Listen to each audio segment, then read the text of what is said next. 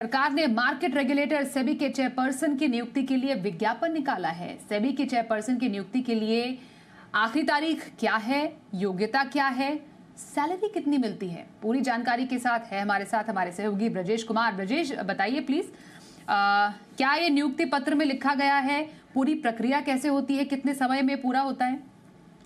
बिल्कुल, ये विज्ञापन काफ़ी लंबे समय से इसके कयास लगाए जा रहे थे कि ये विज्ञापन कब आएगा, क्योंकि आमतौर पर 90 दिन पहले जो कार्यकाल होता है खत्म, उसके 90 दिन पहले ये विज्ञापन आना चाहिए।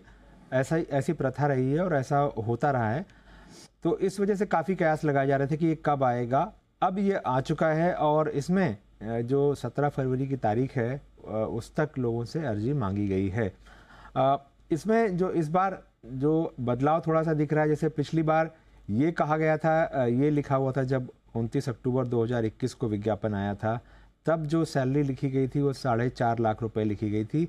इस बार जो आया है उसमें 5,62,000 रुपये लिखी गई है और ये कहा गया है कि इसमें कार और घर शामिल नहीं होगा।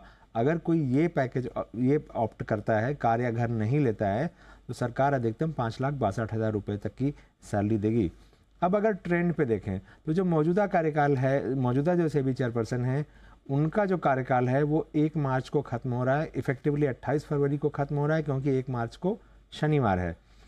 तो इसके बाद जो है अभी और जो उनकी एज है वो 60 साल के करीब है और नियम ये कहता है कि उन्होंने अभी 3 साल पूरा किया है, उनकी नियुक्ति 2 साल और हो सकती है और अगर एज परमिट करता है तो 5 साल और तक की कर सकती है। यानी कि एज अगर परमिट करती है तो 65 साल की एज तक जो है कोई भी किसी को भी अपॉइंट किया जा सकता है अगर वो योग्य हैं। तो पास्ट के जो ट्रेंड रहे हैं वो ऐसे भी ट्रेंड रहे हैं कि सरकार ने भर्तियां निकाली हैं और बाद में सरकार ने विस्तार दे दिया, ये कहते हुए कि कोई योग्य जो है व्यक्ति नहीं पाया गया इसके लिए।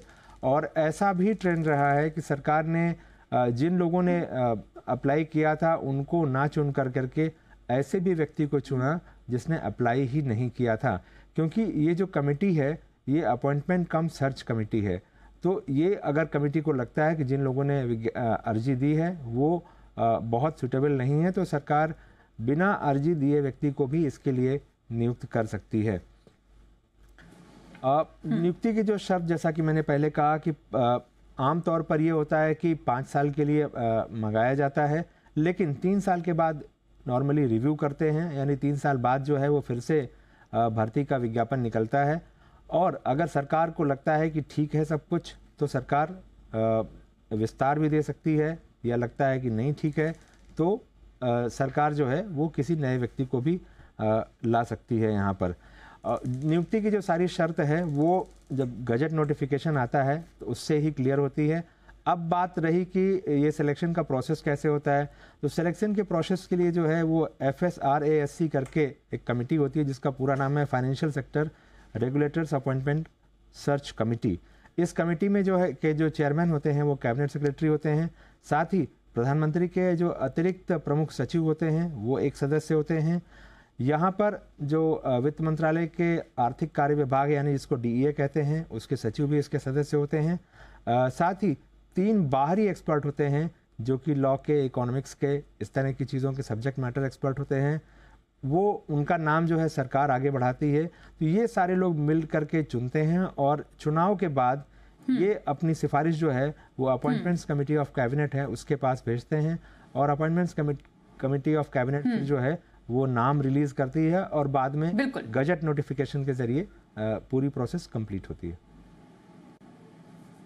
बिल्कुल, तो 17 फरवरी तक नियुक्ति के लिए आवेदन की तारीख तय की गई है और मौजूदा चेयरपर्सन जो है उनका 3 साल का जो कार्यकाल है वो 28 फरवरी को खत्म हो रहा है। 2 मार्च 2022 को माधवीपुरी बुच की नियुक्ति की गई थी। विज्ञापन आ गया है, पूरी डिटेल्स दी ब्रजेश जी ने। धन्यवाद आपका करेंगे इस जानकारी के लिए।